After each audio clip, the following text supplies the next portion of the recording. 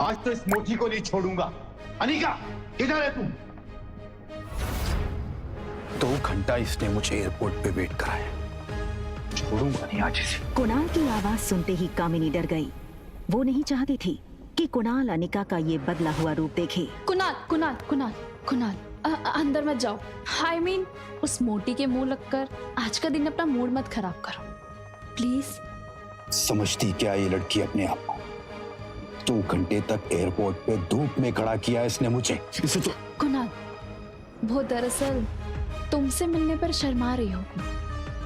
वो जब गई थी तो उसका वजन 120 किलो था। अब 6 साल बाद वो और मोटी हो गई है, इसलिए। हाँ देखो कुणाल, आज मेरा बर्थडे है, तो मैं आज तुम्हें ऐसा गिफ्ट देना चाहती हूँ जो तुम हमेशा याद रखो। वैसे मम्मी पापा अंदर बैठकर अनिका से डाइवोर्स पेपर पर साइन करवा रहे हैं। यू नो व्हाट, वो तो मान ही नहीं रही थी, तो उसको पैसों का लालच दिया, तो वो डाइवोर्स पेपर पर साइन करने के लिए राजी हुई। Come with me. मैंने तुम्हारे लिए बंगलों के पीछे एक शानदार दावत रखी है। तुम वहाँ अपने दोस्तों के साथ एंजॉय करो और मैं तुम्हारी मनपसंद शराब और खाने का इंतजाम करती हूँ। कम।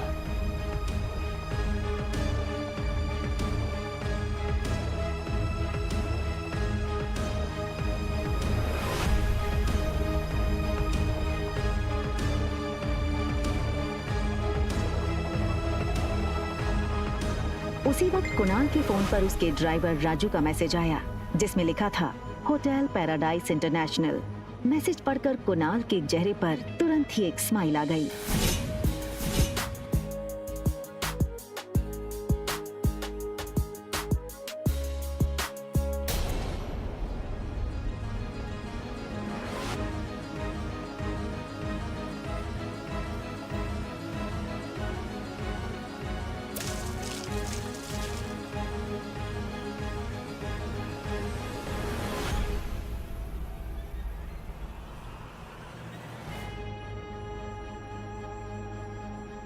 ओके फाइन, क्या चाहती हो तुम?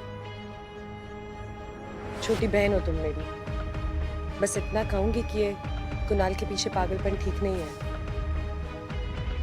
वो अच्छा लड़का नहीं है। Just shut up, mind your own business. मुझे सब पता है कि कौन कैसा है, और अगर तुम्हें इतनी फिक्र है तो कंपनी मेरे नाम क्यों नहीं कर देती? वैसे किसके लिए बचा कर रखी है कंपनी?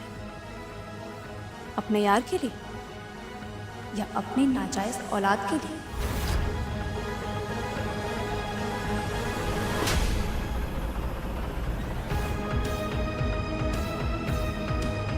खबरदार, अगर मेरी बच्ची को नाजायज कहा तो।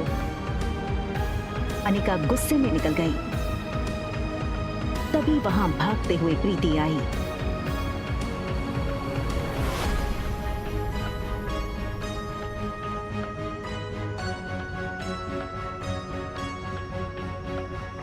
अनिका ने प्यार से प्रीति के गाल पर हाथ फेरा और फिर चली गई।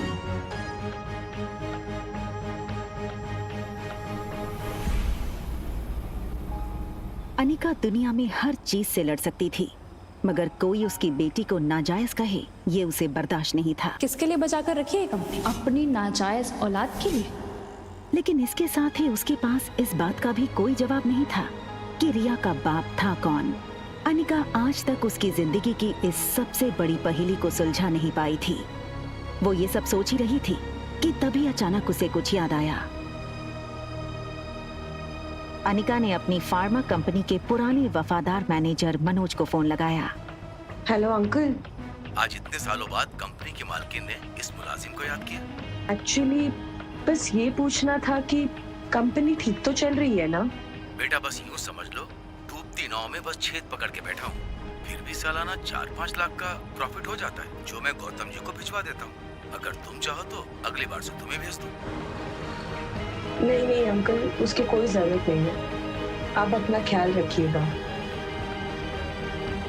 आखिर क्या है इस छोटी कंपनी में? जो डोगरास हाथ धोकर इसके पीछे पड़ गए।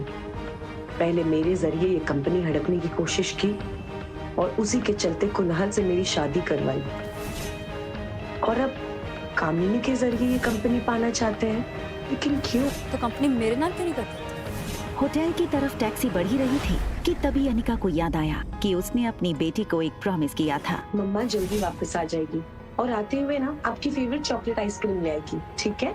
मम्मा loves you and she miss you a lot. लेकिन अनिका इस बात से अनजान थी कि उसने प्रॉमिस रिया को नहीं बल्कि रोहित मारवा के बेटे आर्यन को किया था। होटल पहुंचते ही अनिका की कार को सिक्योरिटी गार्ड्स ने घेर लिया और वो अनिका का रास्ता रोक के खड़े हो गए। ये क्या बदतमीजी है? इस तरह से मेरा रास्ता रोकने का क्या मतलब है? सॉरी मैडम, हमें आपका सामान चेक करना होगा। बैग चेक करो। अनिका को कुछ समझ नहीं आया। उसके पास सिर्फ एक पर्स और चॉकलेट आइसक्रीम थी। Yes sir, it is chocolate ice cream. Anika ने रोहित की फोटो देखी थी, वो उसे तुरंत पहचान गई। What nonsense is this? You can't do this with me. I will call the police right away. Anika की गहरी काली आंखों को देखकर रोहित एक सेकंड भूल गया कि वो क्या कहने आया था। तभी दूसरे पल को वो अपनी सेंसेस में आया और चेहरे पर बिना किसी भाव के उसने कहा, परफेक्ट। पहले खुद चोरी करो फिर खुद ही पुलिस को बुलाओ। Just perfect. What? मुझसे और मेरे बेटे से दूर रहना। Excuse me. मैं कब तुम्हारे पास आई? And listen, इस आलीशान होटल के मालिक हो, इसका मतलब ये नहीं है कि अपने गेस्ट के साथ इस तरह बदतमीजी करो। I can sue you in the court, Mr. Rohit Marwa. You know, I knew it. तो तुम जानती हो कि मैं रोहित मारवा हूँ, ये होटल मेरा है।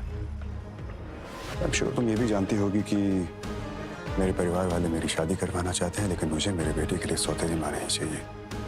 इसलिए तुमने शायद प्लान बनाया होगा कि पहले बेटे को फंसा लो, बाप खुद ब खुद कंट्रोल में आ जाए। क्यों?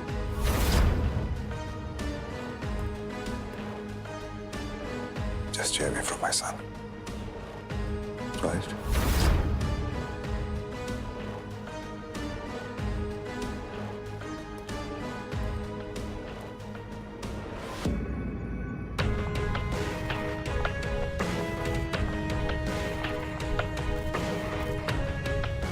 दरवाजा बंद होने ही वाला था कि तभी एक पांव दरवाजे के बीच में आया। ये लड़का और कोई नहीं बल्कि रोहित मारवा का कजन भाई सनी था। Think something out of the box. मेरे भैया को ना कोई आसानी से फंसा नहीं सकता है। आपे की तरह काफी लड़कियां पहले भी कोशिश कर चुकी हैं, ये तरीका भी पहले अपना चुकी हैं, लेकिन जो मेरे भैया है ना, वो बहुत स्ट्रिक्ट है। वो किसी से मिलते ही नहीं है और ना ही उनसे या फिर आर्यन से कोई मिल सकता है, मेरे सिवा।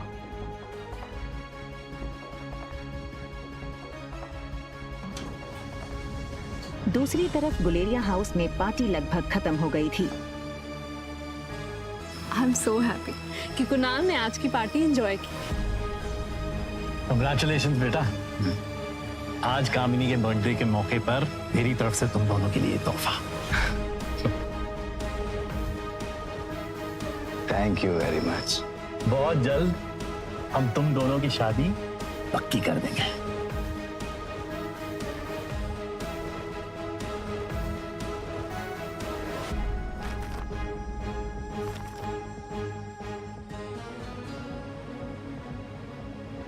ये क्या है? ये सिर्फ डिवोर्स पेपर्स हैं। कंपनी के पेपर्स कहाँ हैं? ये हो सकती है शादी। कंपनी के पेपर्स अगर नहीं मिले तो मेरे घर वाले इस शादी के लिए नहीं मानेंगे और ना ही मैं। रखिए, चलो।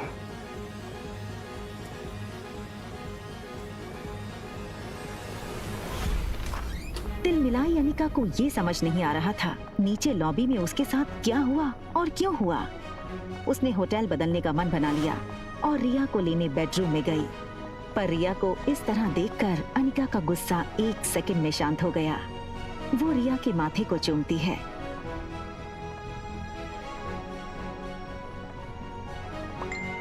तभी उसके फोन में एक नोटिफिकेशन आया। अनिका ने मोबाइल चेक किया तो देखा कि उसके डॉक्टर अमृता नाम वाले मेल बॉक्स में रोहित मारवा का मैसेज आया था। Want to meet you urgently. एक पेशेंट है जिसका दिमाग का ऑपरेशन करवाना है, जो सिर्फ आप कर सकती हो।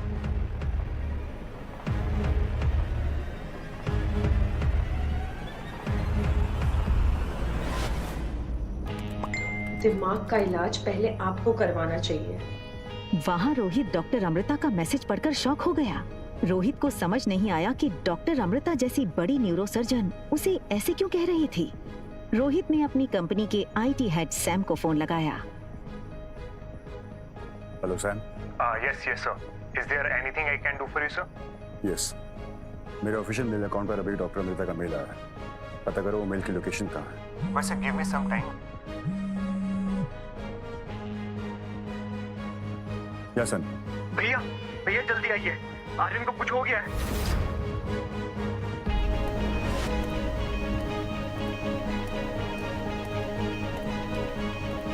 रोहित ने लिफ्ट में टॉप फ्लोर का बटन दबाया, मगर आज उसे अपनी लिफ्ट की स्पीड बहुत स्लो लग रही थी।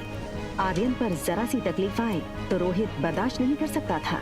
सनी दरवाजे पर रोहित का इंतजार कर रहा था।